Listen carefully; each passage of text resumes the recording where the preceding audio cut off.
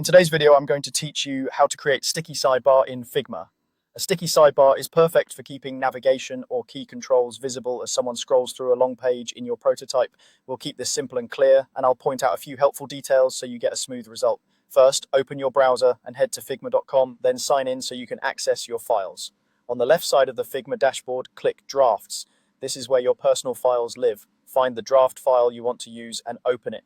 You can pick any file that has a page, layout, or frame with content long enough to scroll, since that's where a sticky effect really shines. Inside your file, click on the sidebar element you want to keep visible. This could be a frame, a group, or a component that contains your menu items. Selecting the correct layer is important because the sticky behavior applies only to the object you've highlighted. For best results, make sure the sidebar sits at the top left edge of your layout and is inside the main scrolling frame.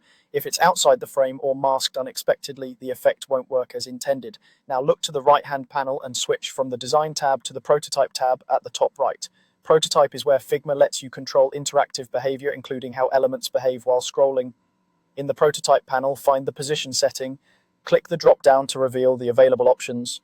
This control tells Figma how your selected layer should behave as the page moves.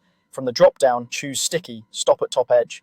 With this setting, your sidebar will scroll with the page until it reaches the top of the viewport, and then it will stick there, staying visible, while the rest of the content continues to move underneath it.